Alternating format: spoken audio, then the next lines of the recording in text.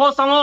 మమ్మల్ని ఎవరు మీరు కాదు కదా, ఎవరు ఆపలేరు. ఓకే. ప్రజలే మా వెనకంబడి ఉంటారు అనేది నాయుడు గారు తెలుసుకోవాలి. Okay, right. అంజనేయుడు గారు.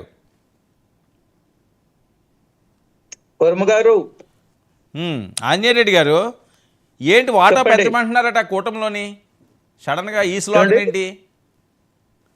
ఏమంటారు? కూటమిలో వాటా పెంచమంటున్నారట, బీజేపీ వాటా. ఏంటి స్లోగన్ సడన్గా?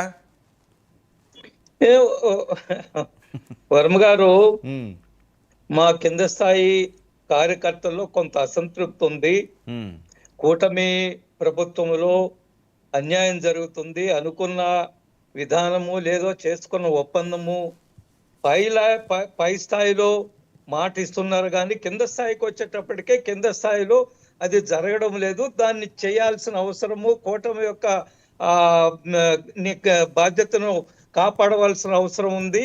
కూటమి సక్రమంగా పనిచేయాలని అనే ఆలోచనతోటి మా నాయకులు కొంతమంది వ్యాఖ్య చేశారు. ఈరోజు మా రాష్ట్ర అధ్యక్షుడు ఎన్నికల విషయంలో కూడా కొంతమంది సీనియర్ నాయకులు దాన్ని బహిరంగంగా కార్యకర్తల ఎన్నిక సందర్భంగా ప్రస్తావించారు. ఇంకెందుకులేండి, విష్ణుకుమార్ రాజు గారు, మీ విష్ణుకుమార్ రాజు గారే మాట్లాడింది.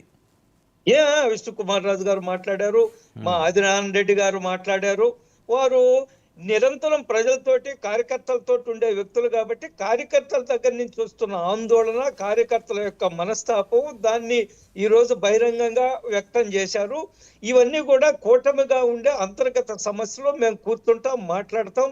ఈ కూటమిలో ఉండే ఏ పార్టీ కార్యకర్తలకు కానీ అన్యాయం జరిగినా కానీ వాటిని రెక్టిఫై చేయడానికి, సర్దుబాటు చేయడానికి, కార్యకర్తలు న్యాయం చేయడానికి కూటమి పార్టీలు ప్రయత్నం చేస్తాయనే విషయంలో ఎటువంటి అనుమానం లేదు.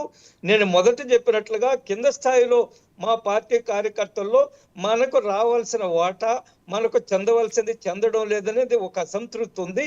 ఈ అసంతృప్తినే ఈరోజు మా రాష్ట్ర అధ్యక్షుడు ఈ ఎన్నిక సందర్భంగా కొంతమంది సీనియర్ నాయకులు వ్యక్తం చేశారు తప్ప దీన్ని పెద్దగా భూతద్దంలో పెట్టి చూడవలసిన అవసరం ఉందని నేను అనుకోవడం లేదు. అన్ని కూడా సర్దుకుంటే కూటమి పార్టీల మధ్య ఒక మంచి వాతావరణం ఉంది, ఒక మంచి అండర్స్టాండింగ్ ఉంది. ఈ అండర్స్టాండింగ్ తోటి ముందుకెళ్తా అనే విషయంలో ఎటువంటి అనుమానం లేదు వర్మ గారు. ఓకే, ఏంటి ఈయన తగ్గేదే లేదంటున్నారు, ఆయన ఏమన్నా తాట తీస్తామంటున్నారు.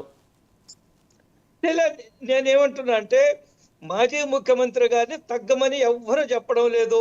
ఆయన తగ్గొద్దు, తగ్గకుండానే ప్రజల్లోకి వెళ్ళమనండి. ప్రభుత్వాలు ఏదన్నా తప్పు చేస్తుంటే ప్రశ్నించమనండి. ఆయన వాటన్నిటికంటే మించి నేనేం కోరుకుంటున్నా అంటే మాజీ ముఖ్యమంత్రి గారిని అసెంబ్లీకి రండి. మిమ్మల్ని ప్రజలు ఎన్నిక చేసి పంపించారు. పులివెందుల ప్రతినిధిగా మీరు మాజీ ముఖ్యమంత్రిగా అసెంబ్లీలో అడుగుపెట్టి అసెంబ్లీలో ప్రభుత్వాన్ని నిలదీయండి. ప్రభుత్వం తప్పులు చేస్తుంటే ప్రశ్నించండి. అసెంబ్లీకి రాకుండా మీకు ఇచ్చిన బాధ్యతను మీరు నెరవేర్చకుండా, ప్రజలు మీ నెత్తిన పెట్టిన బాధ్యత నెరవేర్చకుండా, ఒక ప్రజాప్రతినిధిగా న్యాయం చేయకుండా తగ్గేదే లేదంటే ప్రజలు ఎవరో విశ్వసించడానికి సిద్ధంగా లేరు. తగ్గమని ఎవరో చెప్పడం లేదు. కానీ ఎక్కడ తగ్గాలంటే గంజాయి వ్యాపారస్తుల్ని, గంజాయి తాగే వాళ్ళని, రౌడీ షీటర్స్ని, వాళ్ళని పరిమార్శించడానికి మీరు తగ్గండి. అటువంటి వ్యక్తులను పరిమార్శించొద్దు మీరు.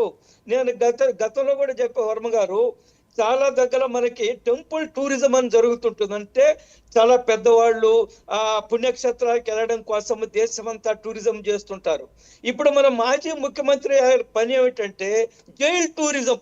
జైలు టూరిజం, జైలుకి వెళ్ళి పరిపార్శించడం. ఎవరు యాంటీ సోషల్ ఎలిమెంట్స్ ఉన్నారు, అవినీతి కేసుల్లో ఎవరు ఇరుక్కున్నారు, గంజాయి ఎవరు తాగుతున్నారు, రౌడీ షీట్లు ఎవరున్నారు, వాళ్ళని ఏదన్నా కాదు. ఆంజనేయుడు గారు, ఒక విషయం చెప్పండి. ఏంటి మోదీ గారి ఆశీస్సులతోనే జగన్మోహన్ రెడ్డి గారిని అరెస్ట్ చేయటం లేదు అంటున్నారు, నిజమా? ఆయన మీద చాలా కేసులు ఉన్నాయి. అరెస్ట్ చేయడానికి అయితే మోదీ గారు గ్రీన్ సిగ్నల్ ఇవ్వటం లేదట. ఇవన్నీ ఊహాగానాలు. చట్టాలు ఉన్నాయి, దర్యాప్తు సంస్థలు ఉన్నాయి. చట్టం పని చేసుకుపోతుంది, దర్యాప్తు సంస్థలు పని చేస్తుంది. ఇందులో మోడీ గారు జోక్యం చేసుకోరు కానీ, లేదా చంద్రబాబు నాయుడు గారు జోక్యం చేసుకోవడం కానీ ఉండదు.